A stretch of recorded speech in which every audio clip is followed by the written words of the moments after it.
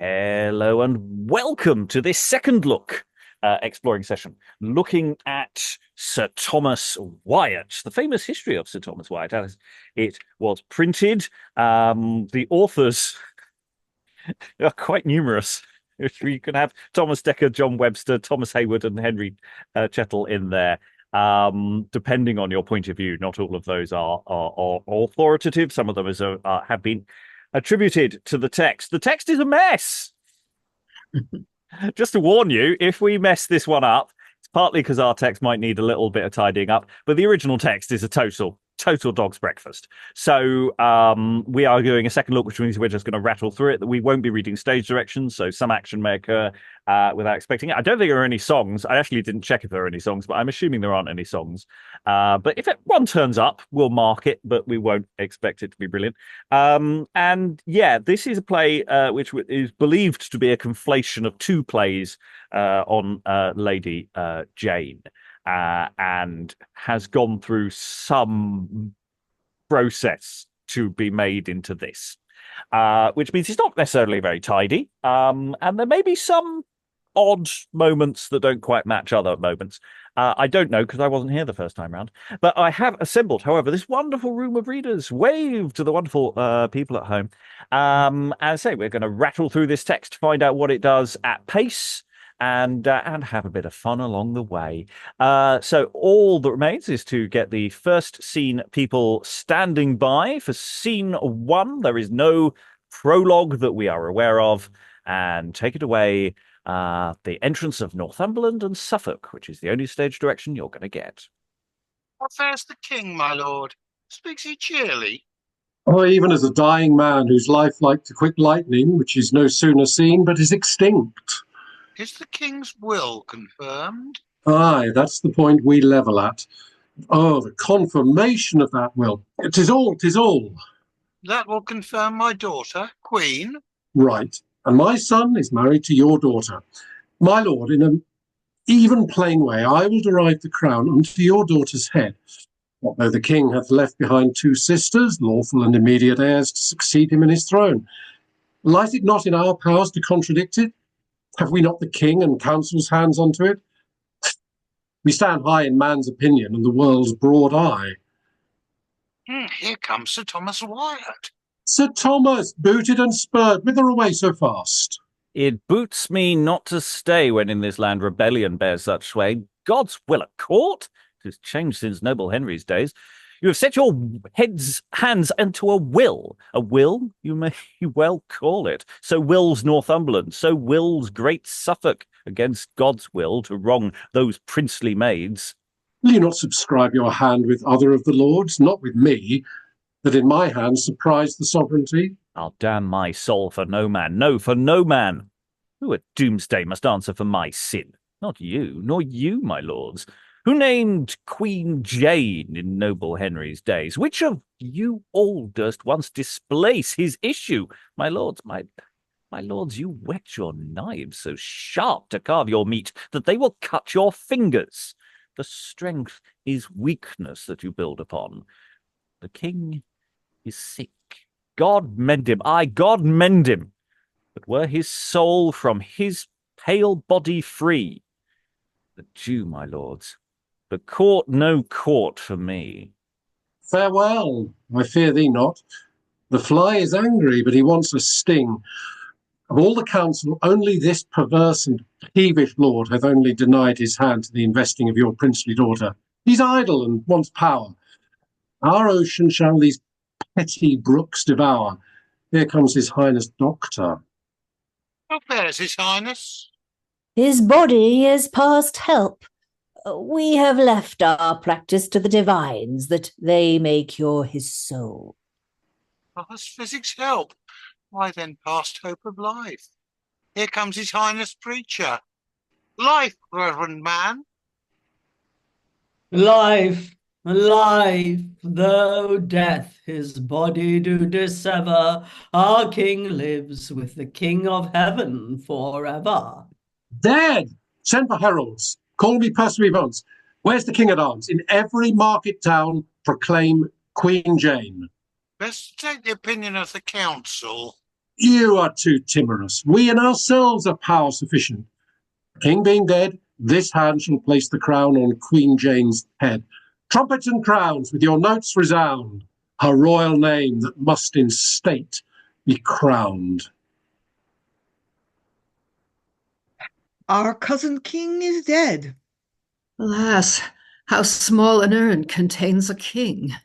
He that ruled all, even with his princely breath, is forced to stoop now to the stroke of death. Heard you not the proclamation? I heard of it, and I give credit to it. What great men fear to be, their fears grow greater. Our fathers grow ambitious, and would force us sail in mighty tempests, and are not lords of what they do possess. Are not thy thoughts as great? I have no thoughts so rank, so grown to head, as are our fathers' pride. Troth, I do enjoy a kingdom having thee, and so my pain be prosperous in that, what care I though a sheepcot be my palace, or fairest roof of honour? See how thy blood keeps course with mine. Thou must be queen, I me, a queen. The flattering bells that shrilly sound at the king's funeral with hollow hearts will cowardly call thee sovereign. For indeed thou wouldst prove but an usurper. Who would wear fetters, though they were all of gold, or be sick, though his faint brows for a wearing nightcap wore a crown? Thou must assume a title that goes on many feet, but 'tis an office wherein the hearts of scholars and of soldiers will depend on thy hearse. Were this rightly scanned, we scarce should find a king in any land. Honour and happy reign attend the new majesty of England. To whom, my lord, bends this your awe? To your grace, dread sovereign. You are, by the king's will and the consent of all the lords, chosen for our queen. God, methinks you sing my death in parts of music's loudness. 'Tis not my turn to rise. The voice of the whole land speaks in my tongue. It is concluded your majesty must ride from hence unto the tower, there to stay until your coronation. God, Why sighs your majesty? my lord and father, I pray tell me, was your father's father e'er a king? Never and like your grace.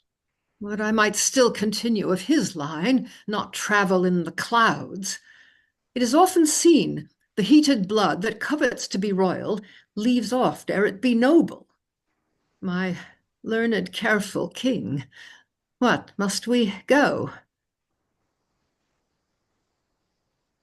We must. Then it must be so. Set forward then. The tower will be a place of ample state. Some lodgings in it will, like dead men's skulls, remember us of frailty. We are led with pomp to prison. Oh, prophetic soul! Lo, we ascend unto our chairs of state, like funeral coffins in some funereal pomp, descending to their graves. But we must on. How can we fare well to keep our court where prisoners keep their cave? Thus, like a nun, not like a princess born, descended from the royal Henry's loins, live I environed in a house of stone. My brother Edward lives in pomp and state. I in a mansion here, all ruinate. Their rich attire, delicious banqueting, their several pleasures, all their pride and honour I have forsaken for a rich prayer book. The golden mines of wealthy India is all as dross compared to thy sweetness. Thou art the joy and comfort of the poor. The everlasting bliss in thee we find. This little volume, enclosed in this hand, is richer than the empire of this land. Pardon me, madam, that so boldly I press into your chamber. I salute your highness with the high style of queen. Queen, may it be I? Or jest you at my lowering misery? Your brother king is dead, and you, the Catholic queen, must now succeed. I see my God at length hath heard my prayer. You, Sir Harry, for your glad tidings shall be held in honour and due regard. Health to the Lady Mary. And why not Queen, Sir Thomas? Ask that of Suffolk, Duke and great Northumberland, who in your stead hath crowned another. Another Queen? Sir Thomas, we alive, the true immediate heir of our dead father. Nothing more true than that. Nothing more true than you are the true heir. Come, leave this cloister and be seen abroad. Your very sight will stir the people's hearts and make them cheerly for Queen Mary's cry. One comfort I can tell you, the tenants of the Dukes Northumberland and Suffolk denied their aid in these unlawful arms. To all the council I denied my hand, and for King Henry's issue still will stand. Your counsel, good Sir Thomas, is so pithy that I am one to like it. Come, let us straight from hence, from Framlingham. Cheer your spirits. I'll to the Dukes at Cambridge and discharge them all. Prosper me, God, in these affairs. I loved the father well, I loved the son, and for the daughter I through death will run. Where's Captain Brett? Here, my lord. Are our numbers full? They are, my lord. See them arraigned. I will set forward straight. Honourable friends and native peers, that have chosen me to be the leader of these martial troops to march against the sister of our late dead sovereign. Bear witness of my much unwillingness in furthering these attempts. I rather joy to think upon our ancient victories against the French and Spaniard, whose high pride we levelled with the waves of British shore, dyeing the haven of Britain with guilty blood, till all the harbour seemed a sanguine pool. All we desire these arms were now to war against the perfidious northern enemy, who, trembling at our first shock, voice, and sight, like cowards turned their backs with shameful flight. These rich spoils are past. We are now to go, being native friends, against a native foe. In your hands we leave the Queen elected. She hath seizure of the Tower. If you be confident, as you have sworn yourselves true liegemen to her Highness, she no doubt with royal favour will remunerate the least of your deserts. Farewell. My tears into your bosoms fall. With one embrace I do include you all. My lord most loved, with what a mourning heart I take your farewell. Let the after signs of my employment witness. I protest, did not the sacred person of my queen, whose weal I tender as my soul's chief bliss, urge my abode, I would not think it shame to trail a pike where you were general. But wishes are in vain. I am bound to stay, and urgent business calls your grace away. See, on my knees I humbly take my leave, and steep my words with tears. Kind Arundel, I bind thee to my love. Once more, farewell. Heavens give your grace success. Commend us to the Queen and to your son. Within 1 week, I hope, war will be done. Come, my lords, shall us march? Aye, aye, for God's sake on. 'Tis more than time, my friends, that we were gone. What ho, porter, open the gate. I beseech your honour to pardon me. The council hath given strict command, not any shall pass this way. Why, idle fellow, am I not sent upon the Queen's affairs, commanded by the lords, and know you not that I am treasurer? Come, open the gate. You know not what. Well, my lord, I do adventure on your word the Duke's displeasure. All the council board besides may be my heavy enemies, but go, God's name, I the worst will prove, and if I die for him I love. I thank thee, and will warrant thee from death. Is my horse ready? It is, my lord. Then I will fly this fearful council board. My heart misgives me I have done amiss. Yet, being a counsellor, one of the number, is nothing can prove amiss. Now shall I know the worst? Here comes my lord of Arundel. Porter, did the Lord Treasurer pass this way? But now, my gracious lord. Ungracious villain, follow, bring him back again. If not by fair means, bring him back by force. And hear you, sir, as you go, will the Lord Mayor and some aldermen of his brethren, and some especial citizens of note, to attend our further pleasures presently. The treasurer fled. The dukes but newly arrested. Some purpose on my life to cross their plots. We'll set strong watches, see gates and walls well manned. 'Tis 10 to 1, but princely innocence is these strange turmoils' wisest violence. Though your attempt, Lord Treasurer, be such that hath no colour in these troublous times, but an apparent purpose of revolt from the deceased king's will and our decree, yet, for you are a counsellor of note, one of our number and of high degree, before we any way presume to judge, we give you leave to speak in your behalf.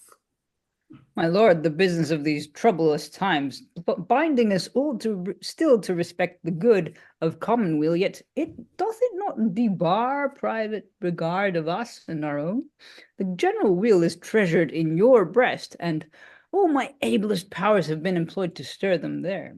Yet have I borne a part, laying the common troubles next my heart. My oversight in parting without leave was no contempt, but only for an hour, to order home affairs that none of mine in these nice times should unto faction climb.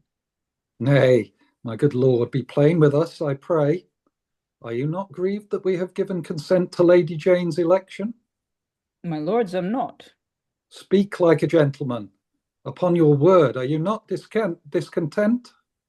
Troth, to be plain, I am not pleased that two such princely maids, lineally descended from our royal king, and by his testimony confirmed heir, if that their brother dying issueless, and one that never dreamed it, never desired the rule of sovereignty, but with virgin's tears hath oft bewailed her misery, should politically by us be named a queen. You have said nobly. Sit and take your place. My lords, Sir Thomas Wyatt craves access unto your honours. Let him come near. Room for Sir Thomas Wyatt. A divine spirit teach your honours truth. Open your eyes of judgment to behold the true legitimate Mary, your undoubted sovereign. Arise, Sir Thomas. Sit and take your place. Now, to our former business. The obligation wherein we all stood bound to the deceased late king's will and our decree, his cousin Jane and the two absent dukes, cannot be concealed without great reproach to us and to our issue. We have sworn, in presence of the sacred host of heaven, unto our late young lord, to both the dukes, that no impeachment should divert our hearts from the enthronement of the Lady Jane. To this end, we have seized her in the Tower, by public proclamation made her queen. To this end, we have armed the dukes with power, given them commission under our own hands to pass against the lady, and perform in hostile manner, and no doubt the spleen of the undaunted spirit of Northumberland's Earl will not be cooled with writings of repeal. Advice in this, I hold it, better far to keep the course we run than, seeking change, hazard our lives, our heirs, and the realms. In actions roving from the bent of truth, we have no precedent thus to persist, but the bare name of worldly policy, if others have ground from justice and the law, as well divine as politic agreeing, they are for no cause to be disinherited. If you not 7 years since to that effect swore to the father to maintain his seed, what dispensation hath acquitted you from that first sacred vow? You'll say the will extorted from a child? Oh, let mine eyes, in naming that sweet youth, observe their part, pouring down tears sent from my swelling heart. God's mother, I turn, child, but I'll go on. Say that the will were his, forced by no trick, but for religious love, his simple act. Yet note how much you err. You were sworn before to a man's will, and not a will alone, but strengthened by an act of Parliament. Besides this sacred proof, the princely maids, had they no will nor act to prove their right? Their birthrights, no privilege, being a plea so strong as cannot be refelled but by plain wrong? Nor were you touched. The lady in the tower, alas, she's innocent of any claim. Trust me, she'd think it a most happy life to leave the queen's and keep a lady's name. And for the dukes, your warrants, send them forth. Let the same warrant call them back again.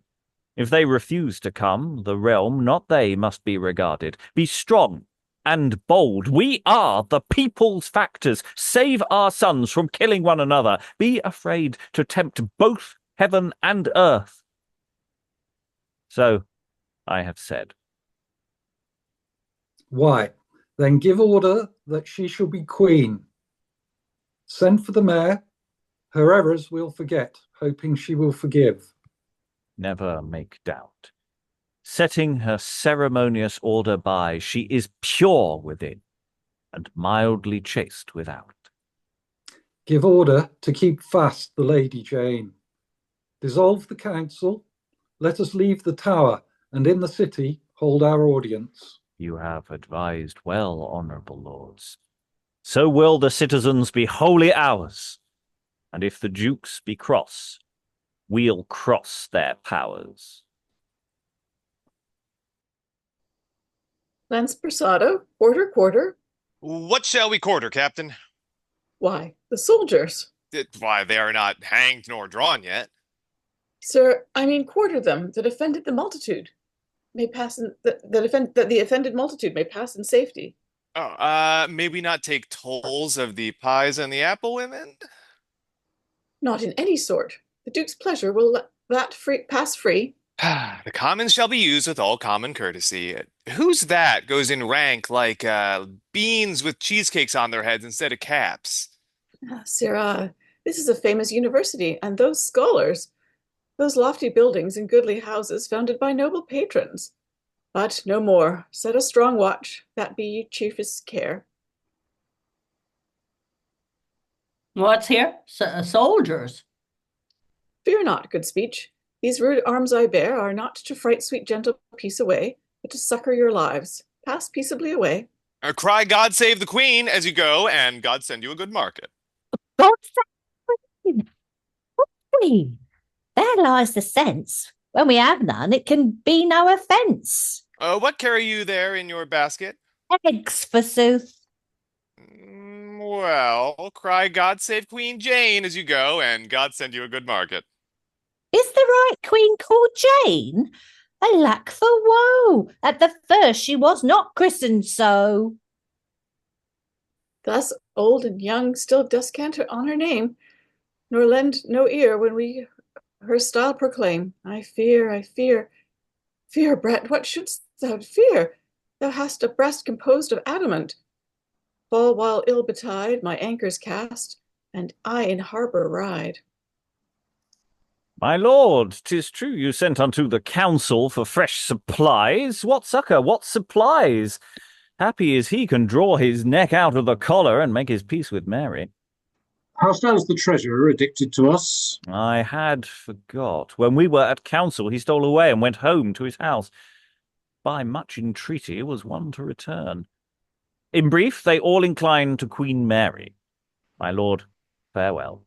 Each hasty hour will colder tidings tell.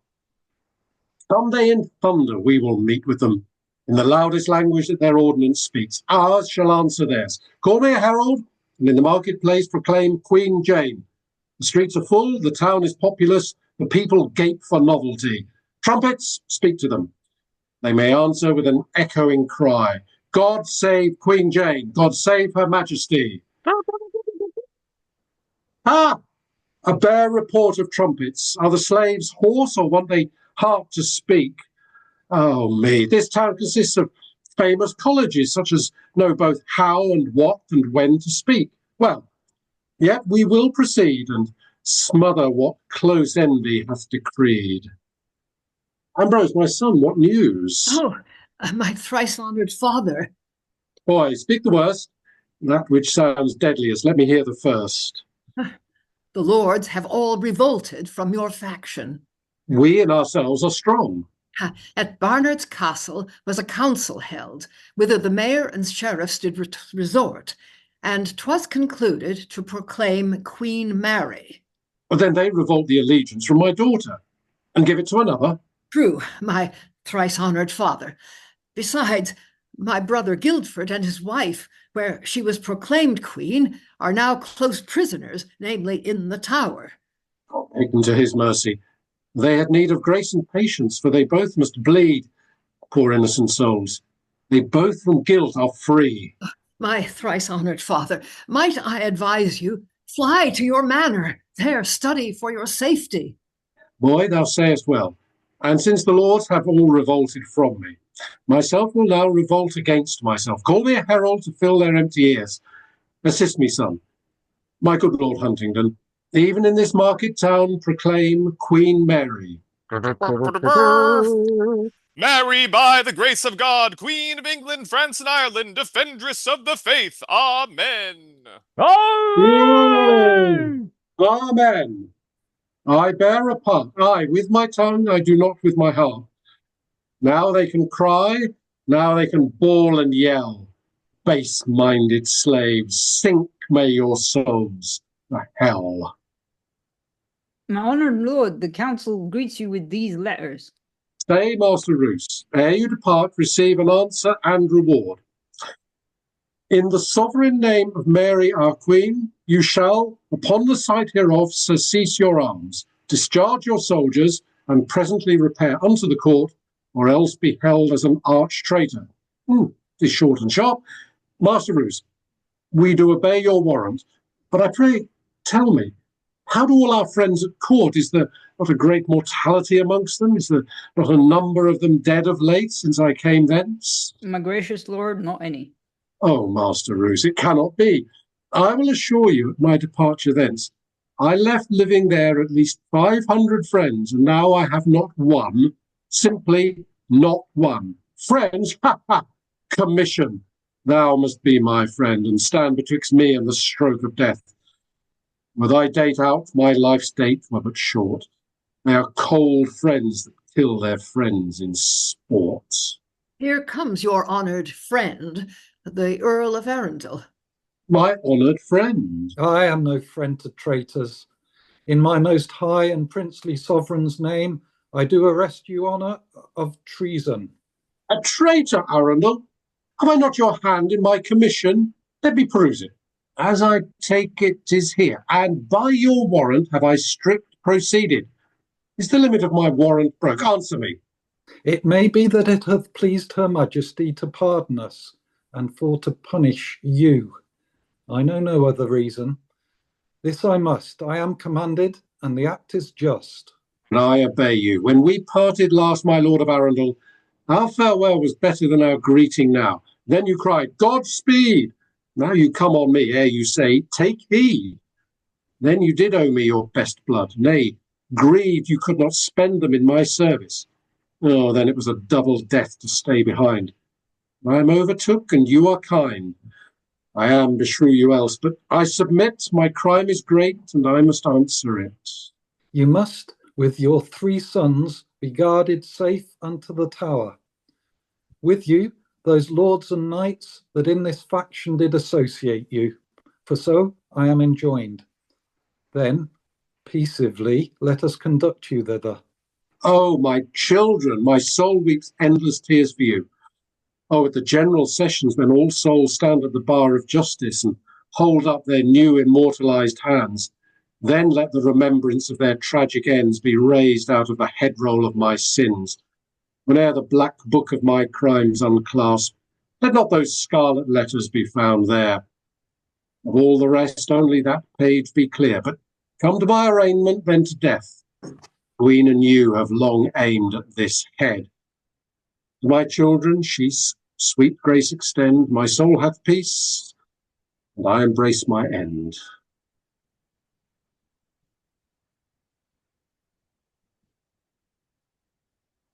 3 days have passed, Monday, Tuesday, and Wednesday too, yet my protesting servant is not come. Himself conducted me to this hard lodging. Simple cabin, so great a prince. And then he swore, but oaths you see are vain, that he would hourly come and visit me. I, that was wont to surfeit an estate, am now through hunger almost desolate. Oh, my lord.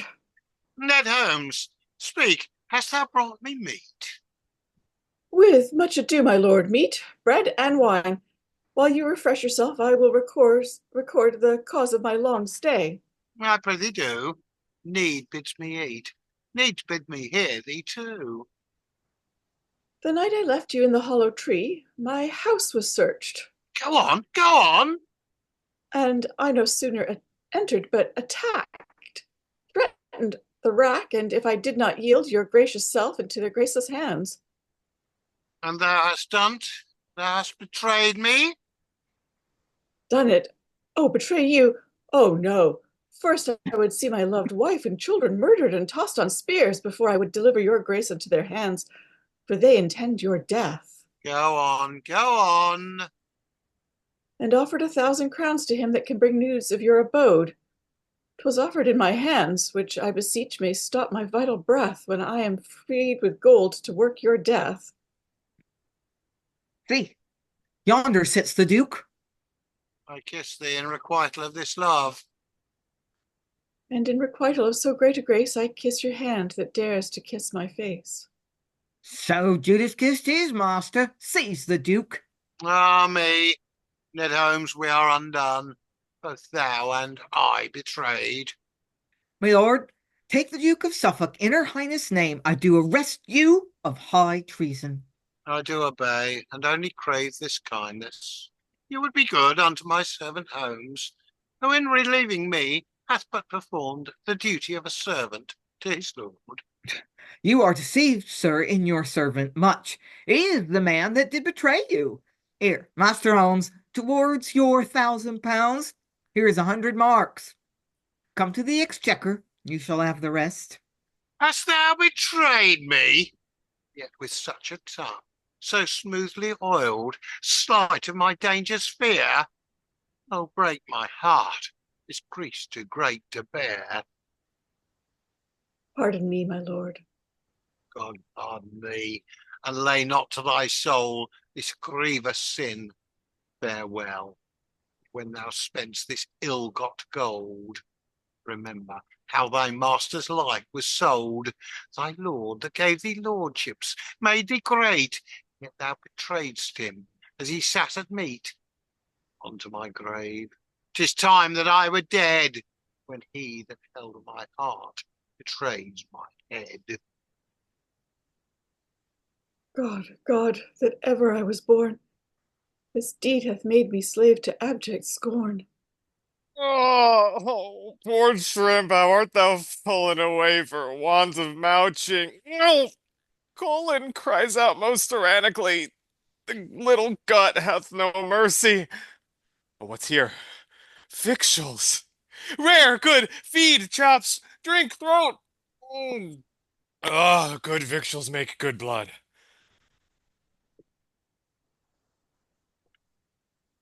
Oh, but stay, who's here? More sheriffs, more searchers. Oh, this is Holmes that betrayed his honest master. How, with a halter about his neck? I hope he doth not mean to hang himself. I'll step aside.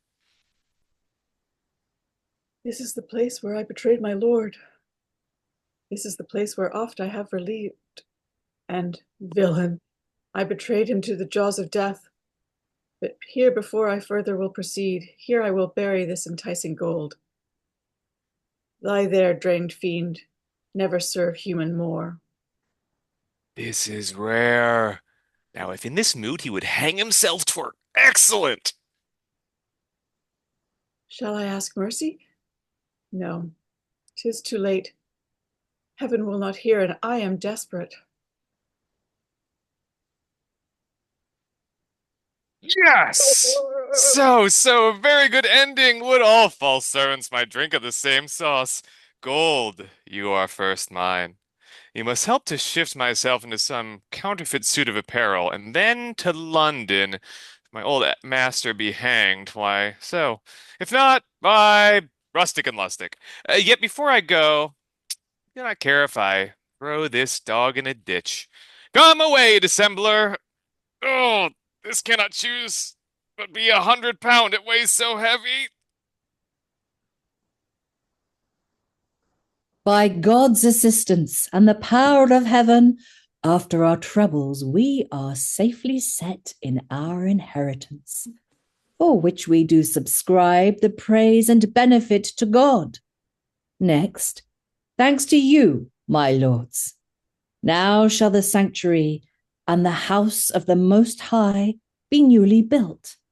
The ancient honours due unto the church, buried within the ruined monasteries, shall lift their stately heads and rise again to astonish the destroyer's wondering eyes. Zeal shall be decked in gold. Religion, not like a virgin robbed of all her pomp, but bravely shining in her gems of state, like a fair bride, be offered to the Lord. To build large houses, pull no churches down. Rather, enrich the temple with our crown. Better a poor queen than the subjects poor. May it please your grace to give release unto such ancient bishops that have lost their honours in the church affairs? We have given order to the Duke of Norfolk to release them. Your Sacred Highness will no doubt be mindful of the late oath you took at Framlingham. Oh, my Lord Arundel, we remember that. But shall a subject force his prince to swear contrary to her conscience and the law? We here release unto our faithful people one entire subsidy due unto the crown in our dead brothers' days. The commonalty shall not be o'erburdened in our reign. Let them be liberal in religion, and we will spare their treasure to themselves. Better a poor prince than a nation poor. The subject's treasure is the sovereign's store. What is your Highness' pleasure about the rebels? The queen-like rebel, mean you not? Queen Jane? Guildford and Jane, with great Northumberland and haughty Suffolk's Duke. The Duke of Suffolk is not yet apprehended. Therefore, my lords, some of you most dear to us in love, be careful of that charge. The rest we'll leave for trial of the other prisoners. The Lady Jane, most mighty sovereign, allied to you in blood, for she's the daughter of your father's sister, Mary, the Queen of France, Charles Brandon's wife, your niece, your next of blood, except your sister, deserves some pity. So doth youthful Guildford. Such a pity as the law allows to traitors. They were misled by their ambitious fathers. What son to obey his father proves a traitor must buy his disobedience with his death. My Lord of Winchester still thirsts for blood. Wyatt no more. The law shall be their judge. Mercy to mean offenders will ostend, not unto such that dare usurp our crown.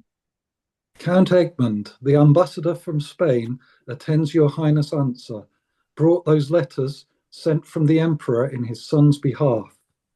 In the behalf of lovely, princely Philip, whose person we have shrined in our heart.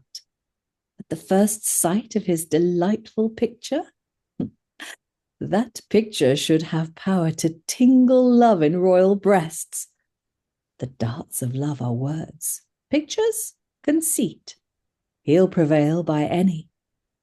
Your counsel, lords, about this foreign business? I say, and it like your Royal Majesty, a royal treaty and to be confirmed, and I allow the match. Allow it, lords. We have cause to thank our God that such a mighty prince as Philip is, son to the emperor, heir to wealthy Spain and many spacious kingdoms, will vouchsafe my lord of Winchester, pray what? to grace our mighty sovereign with his honourable title. To marry with our queen, mean you not so? I do. What then? God! Is she a beggar, a forsaken maid, that she have need of grace from foreign princes? By God's dear mother, God, pardon, swear I, methinks she is a fair and lovely prince. Her only beauty, were she of mean birth, able to make the greatest potentate, aye, the great emperor of the mighty Cham, that hath more nations under his command than Spanish Philips, like to inherit towns, to come and lay his sceptre at her feet, and to entreat her to vouchsafe the grace to take him and his kingdom to her mercy. Wyatt, you are too hot. And you too proud. Vouchsafe, oh base, I hope she'll not vouchsafe to take the emperor's son to her dear mercy. Proceed, my lord of Winchester, I pray. Then still I say we've cause to thank our God that such a mighty prince will look so low as to respect this island and our queen. Pardon me, madam, he respects your island more than your person. Think of that. Wyatt, you wrong the affection of the prince, for he desires no fortresses, nor towns, nor to bear any office, rule, or estate, either by person or by substitute, not yet himself to be a counsellor in our affairs. What need he, noble lords, to ask the fruit when he demands the tree? No castle, fortresses, nor towers of strength, it boots not when the chiefest tower of all, the key that opens unto all the land, I mean our gracious sovereign, must be his. But he will bear no office in the land, and yet will marry with the queen of all, nor be of counsel in the realm's affairs, and yet the queen enclosed in his arms. I do not like this strange marriage. The fox is subtle, and his head once in the slender body easily will follow. I grant he offers you, in name of dower, the yearly sum of 70,000 ducats, besides the 17 famous provinces, and that the heir succeeding from your loins shall have the sovereign rule of both the realms. What? Shall this move your highness to the match? Spain is too far for England to inherit, but England far enough for Spain to woo. Have not the kings of England, good Sir Thomas, espoused the daughters of our neighbour kings? I grant your predecessors oft have sought their queen from France, and sometimes too from Spain, but never could I hear that England yet has been so base to seek a king from either. 'Tis policy, dear queen, no love at all. 'Tis love, great queen, no policy at all. Which of you all dares justify this match, and be not touched in conscience with an oath? Remember, I beseech you, King Henry's last will and his act at court, I mean that royal court of parliament that does prohibit Spaniards from the land. That will and act to which you all are sworn. And do not damn your souls with perjury. But that we know thee, Wyatt, to be true unto the crown of England and to us, thy overboldness should be paid with death. But cease, for fear your liberal tongue offend. With one consent, my lords, you like this match? We do. We do, great sovereign. Call in Count Egmont, honourable lords. We have determined of your embassy, and thus I plight our love to Philip's heart. Embark you straight. The wind blows wondrous fair, till he shall land in England. I'm all care. And ere he land in England, I will offer my loyal breast for him to tread upon. Oh, who so forward, Wyatt, as thyself to raise this troublesome queen in this her throne? Philip is a Spaniard, a proud nation, whom naturally our countrymen abhor. Assist me, gracious heavens, and you shall see what hate I bear unto their slavery. I'll into Kent, there muster up each friend to save this country and this realm defend. Good morrow to the patron of my woe. Good morrow to my lord, my lovely Dudley. Why do you look so sad, my dearest lord? Why doth Jane, with such a heavy eye and a dejected look, salute the day? Sorrow doth ill become thy silver brow. Sad grief lies dead so long as thou livest fair. In my Jane's joy, I do not care for care. My looks, my love, are sorted with my heart. The sun himself doth scantly show his face. Out of this firm grate you may perceive the Tower Hill thronged with store of people, as if they gaped for some strange novelty. Though sleep does seldom dwell in men of care, yet I did this night sleep, and this night dreamed my princely father, the great Northumberland, was married to a stately bride, and then methought, just on his bridal day, a poisoned draught did take his life away. Let not fond visions so appall my love, for dreams do oftentimes contrary prove. The nights are tedious, and the days are sad. And see you how the people stand in heaps, each man sad, looking on his opposed object, as if a general passion possessed them. Their eyes do seem as dropping as the moon, as if prepared for a tragedy. For never swarms of people there do tread, but to rob life, to enrich the dead, and show they wept. My lord, they did so, for I was there. I pray, resolve us, good master lieutenant. Who was it yonder that tendered up his life to nature's death? Pardon me, my lord, 'tis felony to acquaint you with death of any prisoner. Yet to resolve your grace, it was your father, great Northumberland, that this day lost his head. Peace rest his soul. His sins be buried in his grave and not remembered in his epitaph. But who comes here? My father, prisoner. Oh, Jane, now naught but fear, thy title and thy state, thou now must leave for a small grave. Had I been contented to have been great, I had stood, but now my rising is pulled down with blood. Farewell. Point me my house of prayers. Is grief so short? 'Twas wont to be full of words, 'tis true, but now death's lesson bids a cold adieu. Farewell. Thus friends on desperate journeys part, breaking off words with tears that swell the heart. It is the pleasure of the Queen that you part lodgings till your arraignment, which must be tomorrow. Good Master Lieutenant, let us pray together. Pardon me, madam, I may not, they that own you sway me.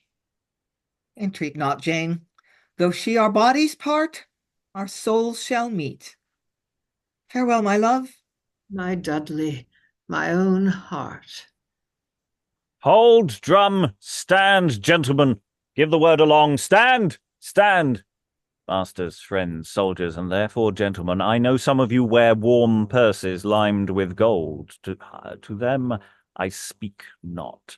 But to such lean knaves that cannot put up crosses, thus I say, fight valiantly, and by the merry God, you that have all your lifetime silver lacked shall now get crowns.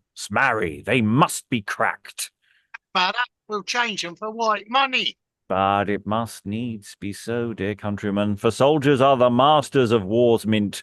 Blows are the stamps they set upon with bullets, and broken pates are when the brains lie spilt.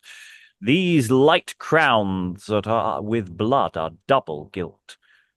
But that's not all that your stout heart shall earn. Stick to this glorious quarrel, and your name shall stand in chronicles, ranked even with kings. You free your country from base Spanish thrall, from ignominious slavery. Who can digest a Spaniard? That's a true Englishman. Well, he might choke that digests him. He that loves freedom and his country, cry a Wyatt. He that will not with my heart, let him stand forth, shake hands, and we'll depart. A Wyatt! A Wyatt! A Wyatt! Forbear, or with thy breath thy trumpet spends, this shall let thy soul forth. I am a herald, and challenge safety by the law of arms. So shalt thou when thou art lawfully employed. What loud knave's that? No knave, Sir Thomas. I am a true man to my queen, to whom thou art a traitor.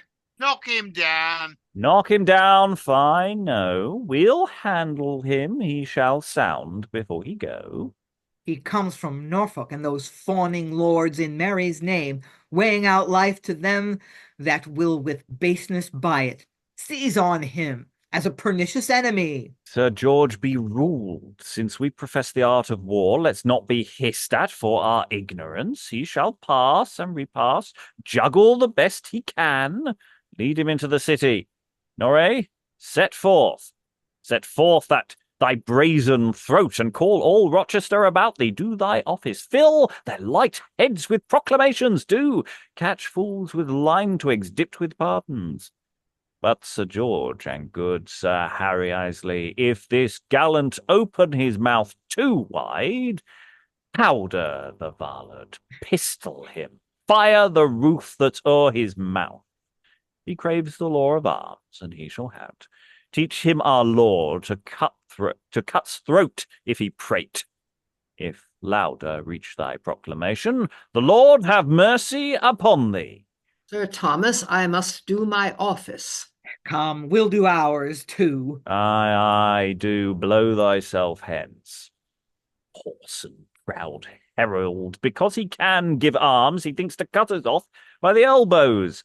Masters and fellow soldiers, say, will you leave old Tom Wyatt? No. A march. 'Tis Norfolk's drum upon my life. I pray, see what drum it is. The word is given. Arm. Arm flies through the camp, as loud, though not so full of dread, as thunder. For no man's cheeks look pale, but every face is lifted up above his foreman's head, and every soldier does on tiptoe stand, shaking a drawn sword in his threatening hand. At whom? At whose drum? At Norfolk, Norfolk's drum. With him comes Arundel. You may behold the silken faces of their ensigns show nothing but wrinkles straggling in the wind. Norfolk rides foremostly, his crest well known, proud as if all our heads were now his own. Soft, he shall pay more for them. Sir Robert Rodston, bring our musketeers to flank our pikes. Let all our archery fall off in wings of shot at both sides of the van, to gall the first horse of the enemy that shall come fiercely on our cannoneers. Bid them to charge. Charge, my hearts! Charge! St. George for England, Wyatt for poor Kent. Blood lost in country's quarrel is nobly spent. Slave, hard-hearted fugitive, he that you sent with Norroy, false Sir George, is fled to Norfolk. Sir George Harper fled? I ne'er thought better of account of it. His name was Harper. Was it not I let him go? Henceforth all Harpers, for his sake, shall stand but for plain ninepence throughout all the land. They come. No man give ground in these hot cases. Be Englishmen, and beard them to their faces. Yonder the traitor marcheth with a steel bow bent on his sovereign and her kingdom's peace, to wave him to us with a flag of truce and tender him with a soft mercy, were to call our right in question. Therefore put in act your resolute intendments. If rebellion be suffered to take head, she lives too long. Treason doth swarm, therefore give signal to the fight. 'Tis good, my lord. Where is Captain Brett? Here, my lord. To do honour to you and those 500 Londoners that march after your colours, you shall charge the traitor in the vanguard, while myself, with noble Arundel and stout Jerningham, second you in the main. God and St. George this day fight on our side, while thus we tame a desperate rebel's pride. Countrymen and friends, and You, the most valiant sword and buckler men of London. The Duke of Norfolk in honour has promoted you to the vanguard. And why to the vanguard? But because he knows you to be eager men, martial men, men of good stomachs, very hot shots, very actions of valour, such as scorn to shrink for a wetting, who will bear off anything with head and shoulders. Forwards, good commander, forwards! I am to lead you, and whither? To fight. And with whom? With Wyatt. And what is Wyatt? A most famous arch traitor, to nobody by this hand that I know. Nay, speak out, good captain. I say again, is worthy Norfolk gone? Aye, gone. I say again, that Wyatt, for rising thus in arms with the Kentish men dangling thus at his tail, is worthy to be hanged, like a jewel in the kingdom's ear. Say I well, my lads? Forwards! And whosoever cuts off his head shall have for his labour What shall I have? I'll do it. the pox, the plague, and all the diseases the spittle houses and hospitals can throw upon him. I'll not do it. That's flat. And wherefore is Wyatt up? Because he cannot keep his bed. No, Wyatt is up to keep the Spaniards down and keep King Philip out, whose coming in will give the land such a fillip, 'twill make it reel again. Would it were come to that, it would. We would leave off Phillips and fall to hot cockles. Philip is a Spaniard, and what is a Spaniard? A Spaniard is no Englishman, that I know. Right, a Spaniard is a Comoco, a Calananco, nay, say which is worse, a Dondego. And what is a Dondego? Oh, a Dondego is a kind of Spanish stockfish, or poor John. No, a Dondego is a desperate Villago, a very Castellan. God bless us. There came but one Dondego into England, and he made all Pauls stink again. What shall a whole army of Dondegos do, my sweet countrymen? Mary, they will make us all smell abominably. Comes not here, that's flat. A Spaniard is called so because he is a Spaniard. His yard is but a span. That's the reason our English women love them not. Right, for he carries not the Englishman's yard about him. If you deal with him, look for hard measure. If he give you an inch, he'll take an ell. If he give you an ell, he'll take an inch. Therefore, my fine, spruce, dapper, finical fellows, if you are now, as you have always been counted, politic Londoners to fly to the stronger side, leave Arundel, leave Norfolk, and love Brett. We'll fling our flat caps at him. Wear your own neat's leather shoes. Scorn Spanish leather. Cry a fig for the Spaniard. Say I well, bullies? Aye! Why then, fiat, and every man die his foot that cries not, Wyatt, a Wyatt. A Wyatt! Sweet music, gallant fellow Londoners. In faith, we are the madcaps, we are the lickpennies. You shall be all Lord Mayors at least.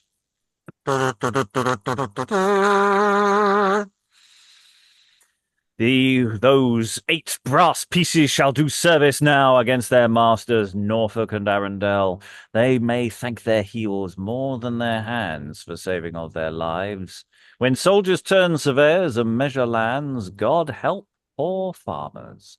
Soldiers and friends, let us all play nimble bloodhounds and hunt them step by step. We hear the lawyers plead in armour stead of gowns. If they fall out about the case they jar, then they may cuff each other from the bar. Soft, this in Ludgate, stand aloof. I'll knock. Who knocks?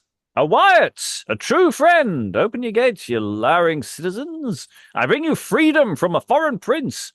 The Queen has heard your suit, and 'tis her pleasure the city gates stand open to receivers. Avaunt, thou traitor! Think'st thou by forgery to enter London with rebellious arms? Know that these gates are barred against thy entrance, and it shall cost the lives of 20,000 true subjects to the Queen before a traitor enters. Shoot him through! Stay, let's know him first. Kill him, then let's know him afterwards. Look on my face, and blushing, see with shame thy treasons charactered.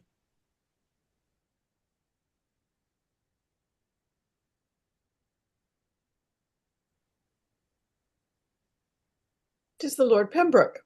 What have we to do with the Lord Pembroke? Where's the Queen's lieutenant? I am lieutenant of the city now. Are you Lord Mayor? The greatest lord that breathes enters not here without express command from my dear queen. She commands by us. I do command thee in her highness' name to leave the city gates, or by my honour a piece of ordnance shall be straight discharged to be thy deathsman and shoot thee to thy grave. Then here's no entrance. No, none. What should we do following Wyatt any longer? London, London, thou perfidious town. Why hast thou broke thy promise to thy friend, that for thy sake and for the general sake hath thrust himself into the mouth of danger? Mark back to Threet Street, that Wyatt die, London unjustly, by thy treachery. Would I steal away from Wyatt? It should be the first thing that I would do. Where's all my soldiers? What? All gone? And left my drum and colours without guard? Oh, infelicity of careful men! Yet will I sell my honoured blood as dear as ever did faithful subject to his prince. Pembroke revolts and flies to Wyatt's side. He's damned in hell that speaks it.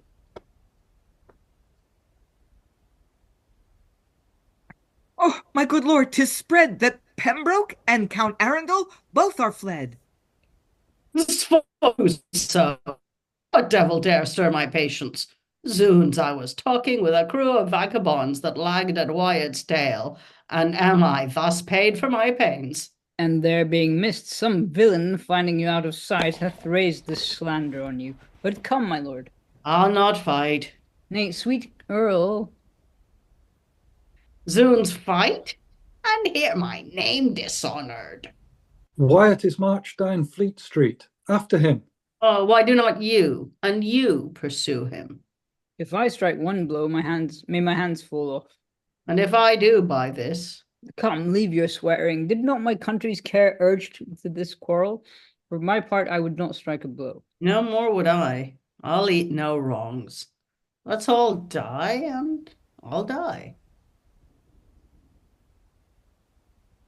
Stand on your guard, for this way Wyatt is pursued amain.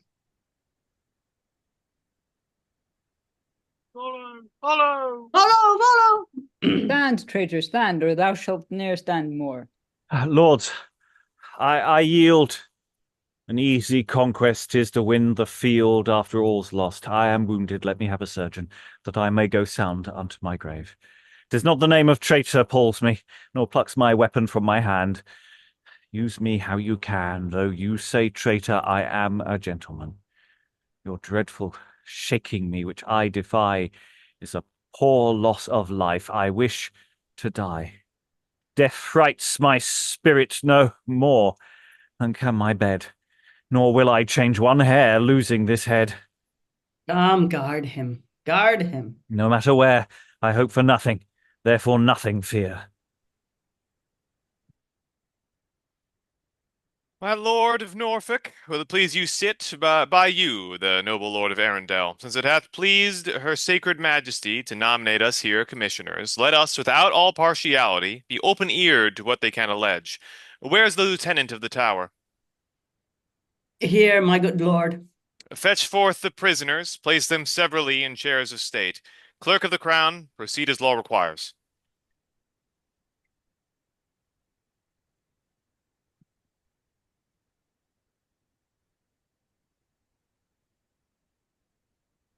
Guildford Dudley, hold up thy hand at the bar.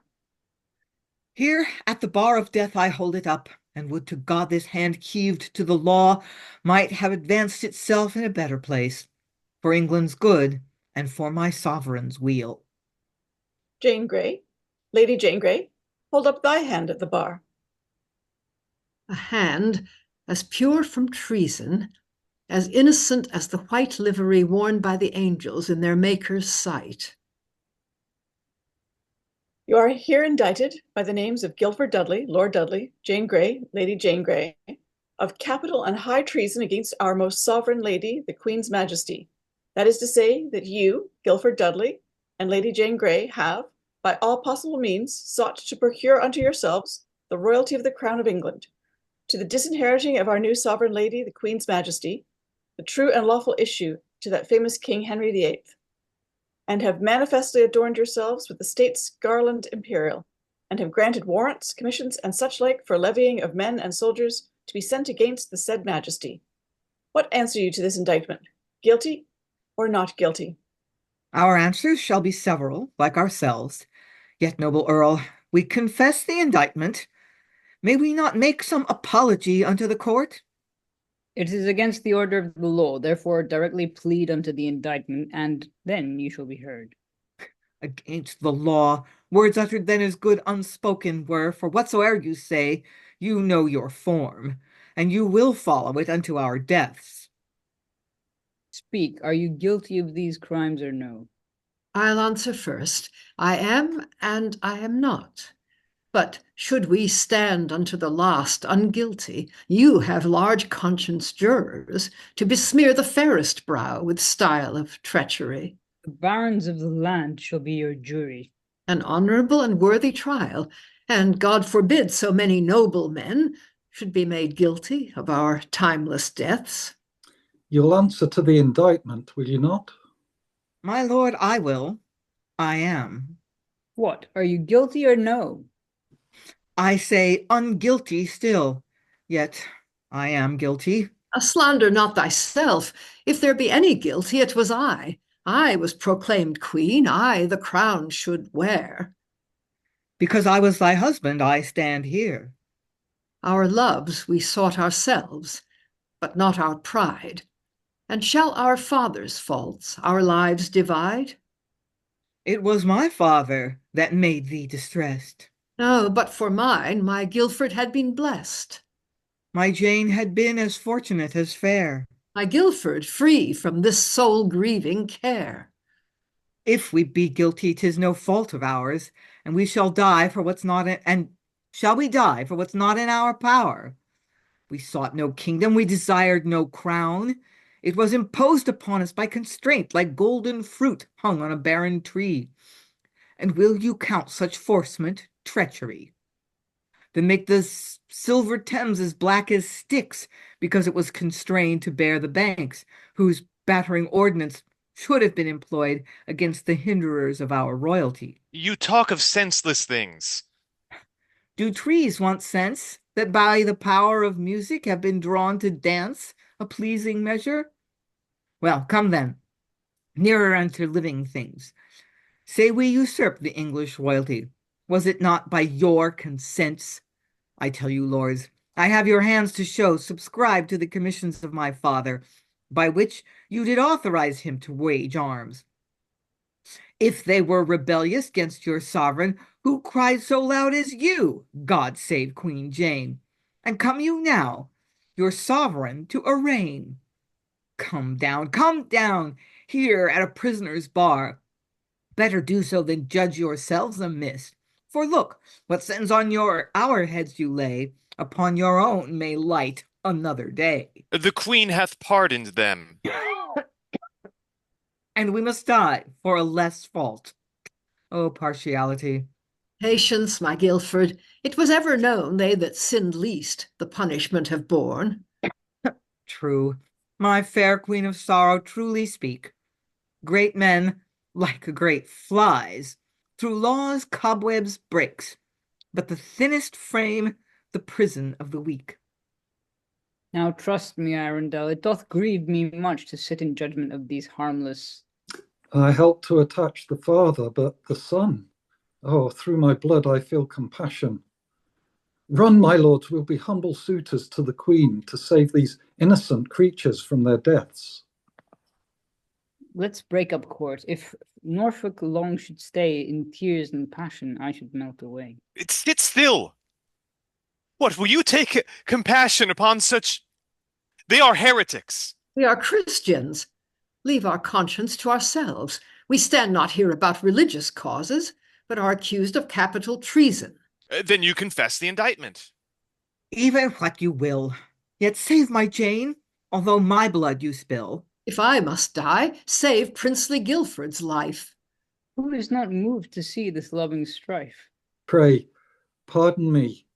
Do what you will today, and I'll approve it, though it be my death. Then hear the speedy sentence of your deaths. You shall be carried to the place from whence you came, from thence unto the place of execution, through London to be drawn on hurdles, where thou, Jane Grey, shall suffer death by fire, thou, Guildford Dudley, hanged and quartered.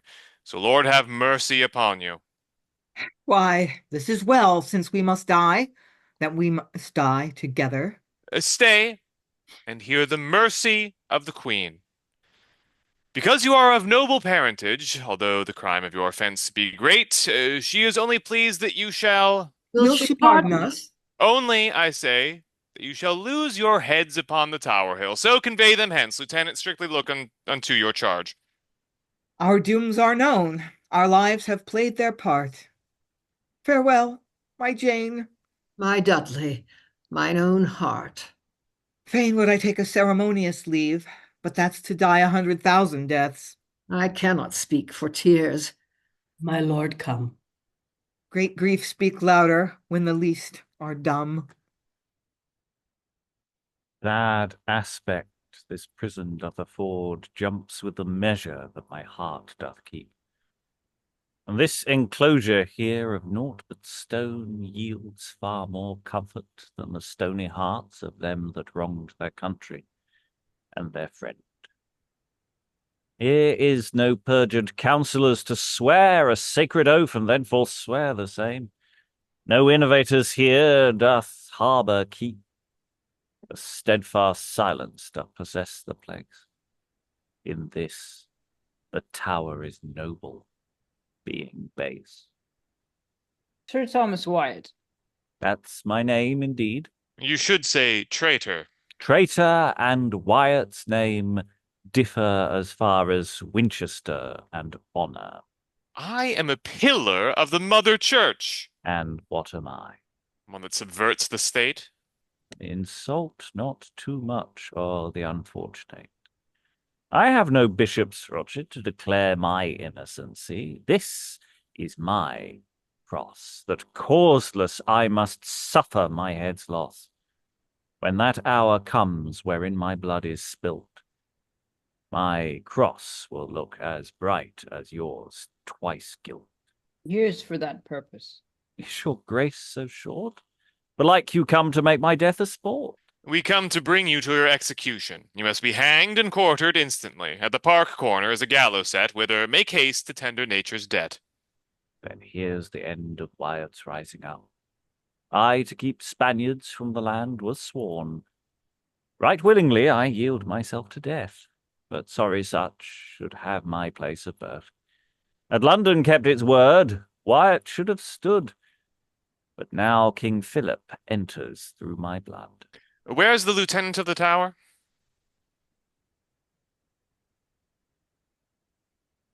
Lieutenant?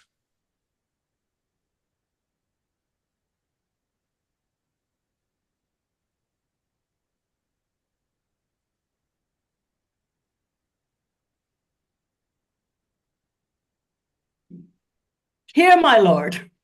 Fetch forth your other prisoners. My lord, I will. Here lies young Guildford, here the Lady Jane. Conduct them forth. Good morrow once more to my lovely Jane. The last good morrow, my sweet love, to thee. What were you reading? On a prayer book. Trust me, so was I. We had need to pray. For see, the ministers of death draw near. To a prepared mind, death is a pleasure. I long in soul till I have spent my breath. My Lord High Chancellor, you're welcome hither. What, come you to behold our execution? And my Lord Arundel, thrice welcome. You helped to attach our father. Come you now to see the black conclusion of our tragedy? We come to do our office. So do we. Our office is to die, yours to look on. We are beholding to such beholders. The time was, Lord, when you did flock amain to see her crowned. Now to kill my Jane. The world, like to a sickle, bends itself. Men run their course of lives as in a maze. Our office is to die, but yours to gaze. Patience, my Guildford. Patience, my lovely Jane, patience has blanched thy soul as white as snow. But who shall answer for thy death? This know, an innocent to die. What is it less but to add angels to heaven's happiness? The guilty dying to applaud the law. But when the innocent creature stoops his neck to an unjust doom, upon the judge they check. Lives are, like souls, required of their neglectors, than ours of you that should be our protectors. Rail not against the law. No, God forbid. My Lord of Winchester is made of law, and should I rail against it, 'twere against you. If I forget not, you rejoice to see the fall of Cromwell. Joy you now at me. Oft's dying men are filled with prophecies, but I'll not be a prophet of your ill. Yet know, my lords, they that behold us now may to the acts of justice one day bow, and in that plot of ground where we must die, sprinkle their bloods, though I know no cause why. Speak you to me, Lord Guildford? Norfolk, no, I speak to To whom? Alas, I know not. Which of us two dies first? The better part. Oh, rather kill the worst. 'Tis I, sweet love, that first must kiss the block. I am a man. Men better brook the shock of threatening deaths. Your sex are weak, and thoughts of death a woman's heart will break. But I am armed to die. Likelier to live, death to the unwilling doth his presence give. He dares not look the bold man in the face, but on the fearful lays his killing mace. It is the pleasure of the Queen that the Lady Jane must first suffer death. I thank her highness that I shall first depart this hapless world, and not survive to see my dear love dead. She dying first, I 3 times lose my head. Give me, lady, I pray your death. Ha, hast thou the heart to kill a face so fair? It is her headsman. And demands a pardon only of her for taking off her head. Ay, gentle Guildford, and I pardon him. But I'll not pardon him. Thou art my wife, and he shall ask me pardon for thy life. Pardon me, my lord. Rise, do not kneel, though thou submitt'st. Thou hast the lowering steel, whose fatal declination brings our death.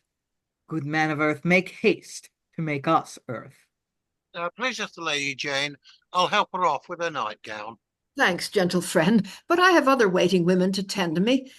Good Mistress Ellin, lend me a helping hand to strip me of these worldly ornaments. Off with these robes. Oh, tear them from my side. Such silken covers are the guilt of pride. Instead of gowns, my coverture be earth, my worldly death, or new celestial breath. What, is it off? Madam, almost. Not yet? Oh, God, how hardly can we shake off this world's pomp that cleaves to us like our body's skin. Yet thus, O God, shake off thy servant's sin. Here is a scarf to bind your eyes. From all the world, but from my Guildford's sight. Before I fasten this beneath my brow, let me behold him with a constant look. Oh, do not kill me with that piteous eye. 'Tis my last farewell. Take it patiently. My dearest Guildford, let us kiss and part. Now, blind mine eyes never to see the sky. Blindfold, thus lead me to the block to die. Oh, How fares my lord? He's fallen into a trance. Wake him not until he wake himself. Happy Guildford, if thou die in this, thy soul will be the first in heavenly bliss. Here comes the headsman with the head of Jane. Who spake of Jane? Who named my lovely Jane? Behold her head. Ah, I shall faint again. Yet let me bear this sight unto my grave. My sweet Jane's head. Look, Norfolk, Arundel, Winchester, do malefactors look thus when they die? A ruddy lip, a clear reflecting eye, cheeks purer than the maiden orient pearl that sprinkles bashfulness through the clouds. Her innocence has given her this look. The like for me to show so well, being dead. How willingly would Guildford lose his head? My lord, the time runs on. So does our death. Here one has run so fast she's out of breath. But the time goes on, and my fair Jane's white soul will be in heaven before me, if I do stay. Stay, gentle wife, thy Guildford follows thee. Though on the earth we part by adverse fate, our souls shall knot together at heaven's gate. The sky is calm, our deaths have a fair day, and we shall pass the smoother on our way. My lords, farewell. I once, farewell to all. The father's pride has caused the children's fall. Thus have we seen her highness' will performed, and now their heads and bodies shall be joined, and buried in one grave as fits their loves. Thus much I'll say in their behalfs now dead. Their father's pride their lives hath severed. And thus ends the play, and everyone lives happily ever after. Apart from those who don't. Apart from those who don't. I mean, to be fair, it's going to be quite a lot of turmoil in the court for the next 5 years, and beyond. Okay, we have rattled through that in very quick time. I mean, it's not a long play.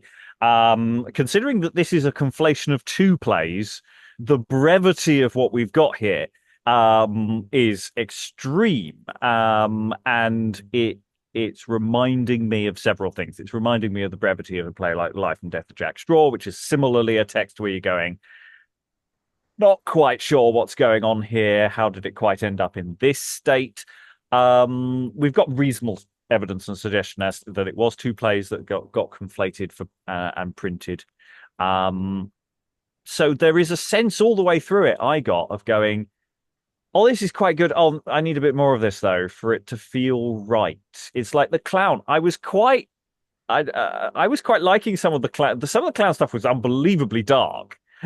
He's basically doing a director's commentary of someone's suicide, and going, I hope it ends well. Oh yeah, this is the ending I wanted. And you're just going, wow. And the clown does keep turning up, and the clown but the clown doesn't really have a journey. It's not like he really travails through the court and does interesting things. He's just sort of there, and that's sort of that frustration of going, I want a bit more, just a little bit more. Because when it's good, it is quite good. I think there are obvious problems, which is that your central character just keeps saying bloody Spanish.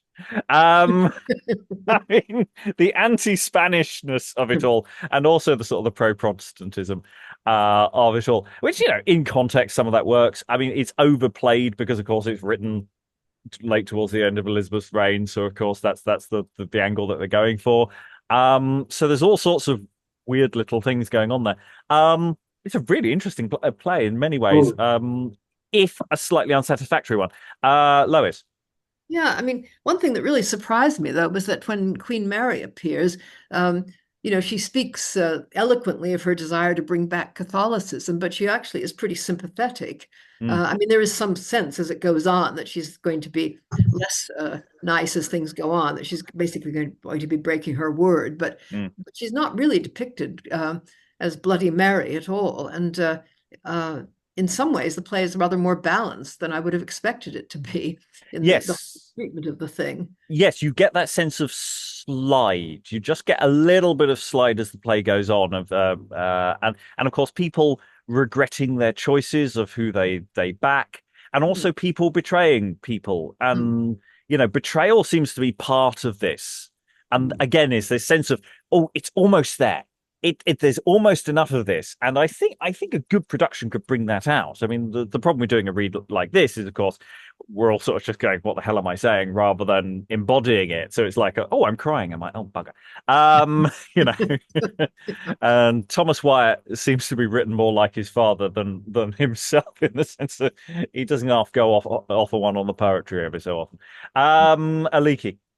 Yeah, I mean, dramaturgically, it's a bit of a mess. I feel like there could have been a great deal less sad young people about to die, and a great deal more how did it all turn the wrong way for their fathers, and generally kind of politicking, because only having the vague outline of these events in my head, I was having a great deal of trouble following the plot. So yeah, I think the opening really worked because you got that sense of everyone's chaos, and it's moving really quickly because everyone has to move really quickly, and that was sort of to its benefit. Once you sort of got to the point where, okay, one side's starting to win, who are they? And then they're turning, and that may be also the problem with the kind of doubling we have to do in this room as well, so you don't get a really clear sense of who's on whose side, because people's sides change because they're playing different people. But yeah, that slight unsatisfactoriness of, oh, I want a bit more of that. Give me more of that. Ellin, and then Mark. I must admit, I enjoyed the brevity of it, because sometimes history plays do seem to be somewhat tedious. I suspect in performance, there are an awful lot of occasions where the soldiers turn up. In at least 3 scenes, they turn up at the beginning and they exit at the end and haven't done a damn thing all the while in terms of speech, which makes me suspect there's possibly some fighting or background action going on. And you could probably add 10, 15 minutes to the play with a bit of marching and mock fighting and whatever. Yeah, you've got to remember, fight scenes don't eat much stage time. They really don't. They will increase the length, but you're only talking 1 or 2 minutes. Fight scenes by their nature don't take very long. They just feel like they're a bigger part of the action when you look back at them. But yeah, there's definitely a sense of actually what's going on with the army is quite important. The way those soldiers are present and then they sort of tippy toe off. And they go, oh, hang on, let's not hang around here, and how that works. But there's also clearly moments where it's going, should be a scene between this scene and this scene, because people are exiting and coming straight back on again. And it's that sense of you need to do something to fill that gap or do something to move it around, because it doesn't quite fit together. Mark, then Lois. Yeah, I was just gonna say, doing just a little work to make it more clear for the audience what side people are fighting on. And some of that, like, they make some jokes about, like, the queen, which queen, so you kind of need to have some of that, like, intentional ambiguity. But I also think some of those references to queen can just be changed to people's names, and that would help. On the point of people's names, I unilaterally will change Guildford to Dudley. For anyone in the UK, you can't call people Guildford. It just doesn't land right. I know it's technically, but Dudley is family name. It'll balance perfectly well with the verse, that which is actually scans. And that'll be fine. That's my minor tweak that I want to do. Lois, then Donald. Yeah, I would suggest that maybe between some of the scenes, I don't know, you could have a proclamation. I mean, in a modern production, I suppose you could have a projection of it or something, or you could have somebody reading it, because it seems to me those are the sort of turning points. I mean, a proclamation of Queen Jane and proclamation of Queen Mary, and people reacting to these things, because that's the bit where it gets really confusing. Is Jane is queen, but we don't actually see her being crowned, and then Mary is proclaimed, and then everybody revolts to her side, and it's not really clear what's going on. And a lot of it does seem to be people making proclamations, and then there are a couple of proclamations going on opposite sides, and then there's that scene where Brett is sort of saying one thing and then taking it all back at the end of each speech. I mean, I guess it's really meant to be confusing, to be depicting a period of incredible confusion in which a lot of innocent people suffer. Yeah, Donald. I was going to say, I didn't have any particular favourite lines apart from "Lovely Dudley," Oh, God. which I thought was change it to "Cuddly Dudley" and. Yeah.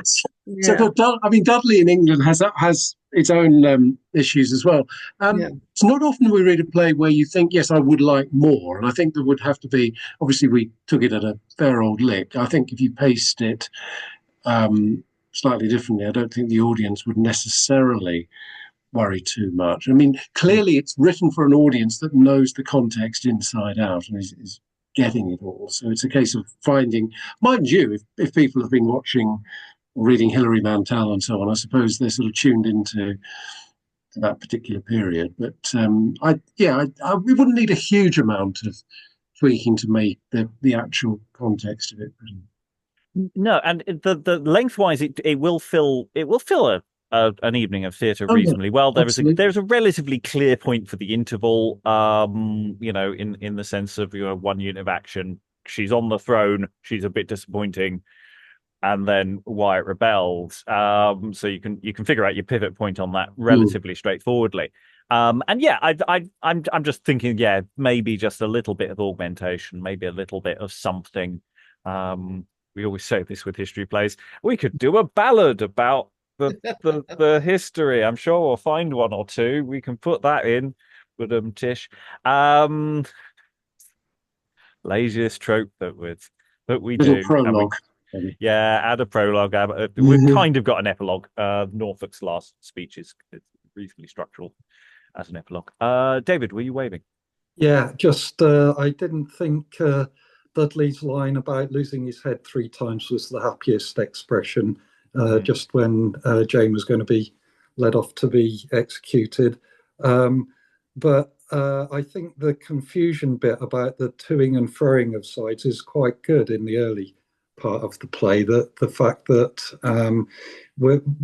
nobody comes across very heroically. I mean, Jane is innocent, but everybody is just really trying to work out which side do I back, hoping that it's going to be the winning one, I think.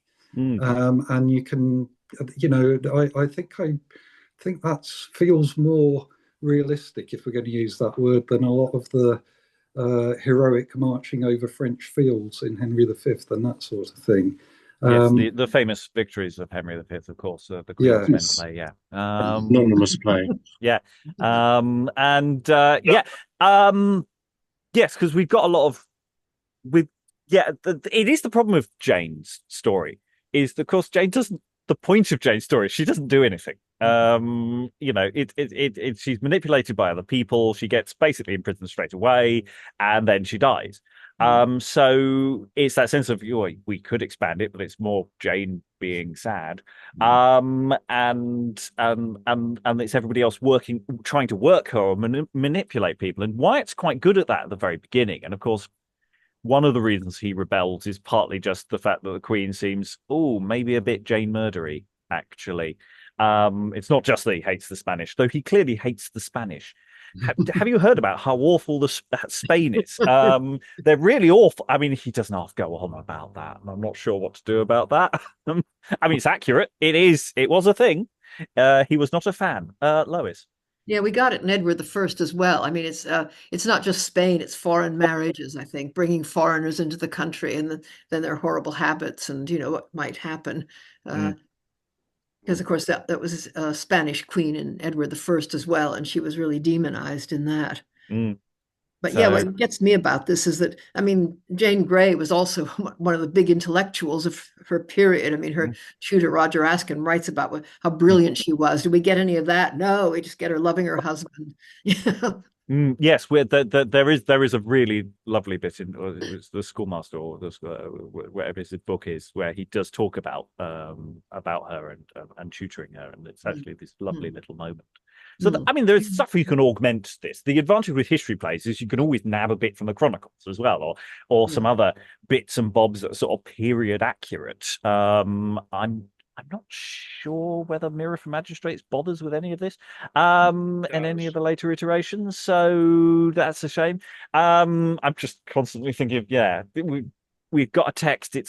It just maybe needs, but I think a lot of this is just a bit of acting and a bit of working on it, we'll probably get it over the finish line, as it were.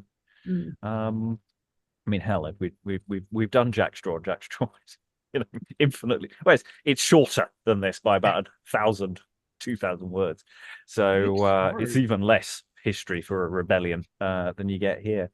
The soldiers and just the general people, the working class, shall we say, necessarily come off brilliantly in this play either. I mean, bit ready to switch sides at the drop of a hat, really. I suppose it does fit with everybody else in that sense, but yeah. Yeah, but also kind of, I mean, if you're going to die for the royals, what, like, in like, you wouldn't really, you would need motivation for that. I mean, beyond the whole, killing foreigners because they're invading your country kind of thing. Well, hypothetically, I mean, it's not even on the horizon, really. It's invasion by marriage is sort of the logic. You do get the impression that Wyatt's persuaded them through his oratory rather than through bribes. It's like he's really miffed when London turns against him. It's like, you promised. Yeah, did they actually? I may have missed that bit, but there's somewhere where somebody in London promised something. I don't recall it. I don't recall it in my dialogue. Somebody else might have said it at some point, but I don't recall it in the play. I'm not really sure it's really a thing. It's again that question about London and where London's placed within the text as well. That the London is on some level loyal, good and true kind of thing, and we're not quite into the great apprentices of London. Yes.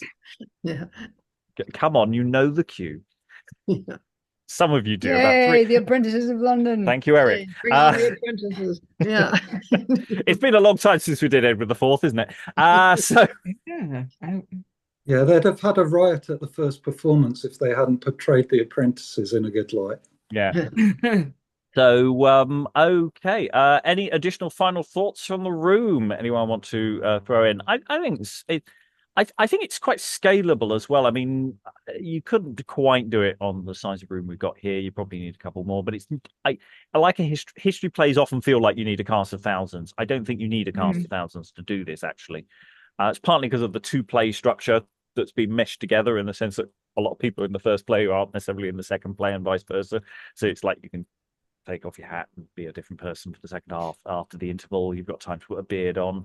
You can do some proper makeup to make yourself look different rather than just whip a cape on.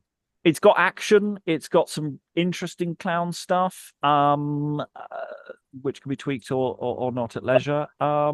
We've got other materials to play with. I think I saw Alan, then Eric, then Lois. Yeah, I mean, you can add extras ad nauseam, soldiers, because it was quite confusing. I was exiting as a soldier on one side, re-entering as a soldier on the other side, a number of occasions. So you've probably got room for a lot of walk-ons.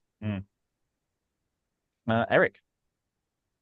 I was just going to say it's interesting how Thomas Wyatt doesn't really get a death speech. So I was wondering if, like, I mean, he gets like this whole thing about, okay, I'm in prison, I'm not afraid of death, that kind of thing. But you don't get the sort of standard walking up to the hangman's noose / gallows humor thing, which is interesting because I was just wondering if you could pinch it from a different play. But I don't know if there is a different play that contains Thomas Wyatt and his death.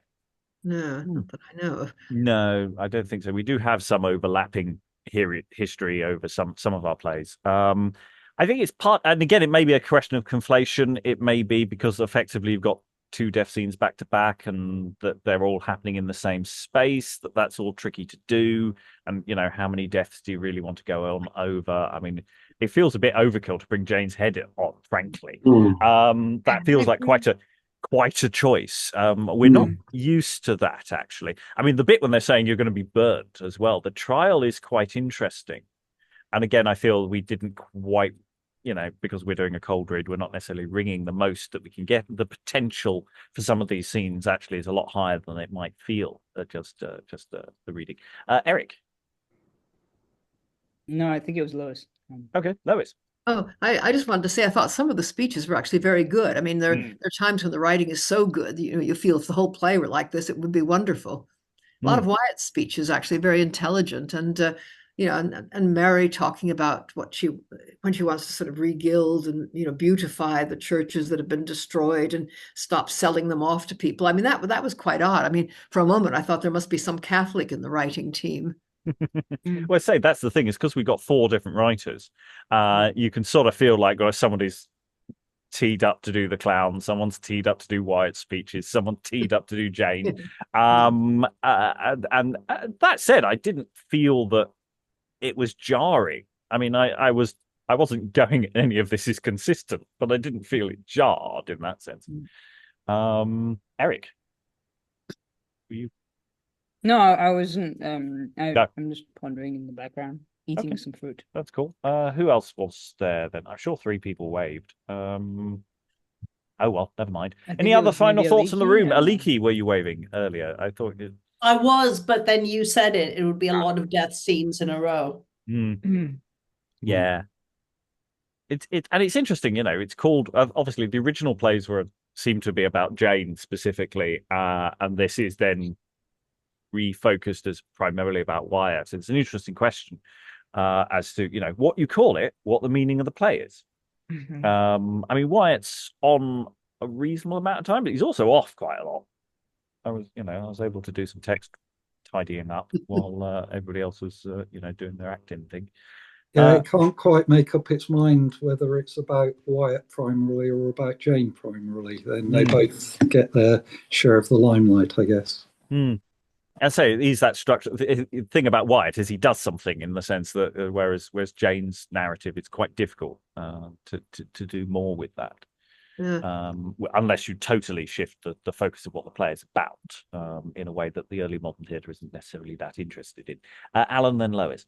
Yeah, I wonder whether the fact that the focus was shifted away from Jane for much of it relates to the etiquette of not doing too much about a blood relation of the Queen. Because by the time this was written, which is late Elizabethan, I think you said, and Jane Grey was related to Elizabeth in exactly the same way that Mary was. I mean, yeah, so we think the original play is 1602. It gets published in this form 1607, I think, off the top of my head. So, when we're into James. So it's interesting questions about what focus is considered more appropriate. Lois. Yeah, it's clearly a succession play, and and how lucky we are that we got King James without some sort of mess like this. It really ought to be a play about Mary and Wyatt. I mean, his supporting her for the crown, and then discovering that she's doing all sorts of things he doesn't approve of. I mean, that would make some sort of sense of it. But they're obviously nervous, I think, about depicting Mary. I mean, she's a real problem for writers, because of her Catholicism. Yeah, I found that scene where he's being terribly, terribly rude to the new queen is like he clearly has some anger management issues. Because it's like if I was the queen, I'd just send him out. I mean, seriously, you do not talk to me like that. I'm the sodding queen, and you know what? I know you made me on some level. You are sort of semi kingmaker in the logic of this play, but no. She doesn't slap him down as much as I really think he deserved at all. Eric. Don't we get a depiction of the Mary in If You Know Not Me Part 1? Which I was not here for, but I really want to read / watch. Another relatively short play that may be, many things have happened to it in its life, so it's not quite fully coherent. This is the thing about any play about relatively recent history, seems to get mangled. I can't imagine why. The If You Know Not Me plays would go really well as sequels to this, because you actually see Philip of Spain, who's also being treated rather well in them. Yeah, the Philip and Mary scenes in that first play, what's the alternative title? The Troubles of Elizabeth or something like that. Which is, it really does paint them as quite reasonable. Once again, there's not an awful lot of burnings going on, or any of that sort of stuff. It's quite a different kind of character of text. Yeah. I mean, it may be that the dramatists weren't quite sure which way King James was going to go. I mean, after all, his mother was Mary, Queen of Scots, whom Catholics regarded as a Catholic martyr. And I think some Catholics thought at the beginning that he was finally going to, take the mask off and say, actually, I've been Catholic all this time, at least in sympathy. And of course, he did nothing of the sort. No, I mean, the Gunpowder Plot is very much a sort of reaction of disappointment from people going, you were going to be great, and you really weren't. Let's try. Well, the Catholics tried to kill him, so, Yeah. Well, that'll put a chill on your friendship if you come. Yeah. Well, yeah. But that's because they were so disappointed that he didn't do the whole thing. Yeah. Yeah. And then they tried to blow up half of London. That's the thing. Modern calculations of how effective the Gunpowder Plot would have been. London would have been just a big hole. It's not just taking out Parliament. You're taking out change there. Taking out the whole city. Okay. Any more for any more? Otherwise, I'm going to call a close on I'm this. pretty glad I wasn't in politics at that time, basically. Oh, it was a meat grinder. You just got taken out.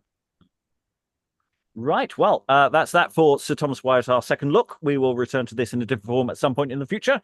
All thanks to all these wonderful readers for their wonderful reading. Thank you very much, everyone, and goodbye. Oh, Colon cries out most tyrannically.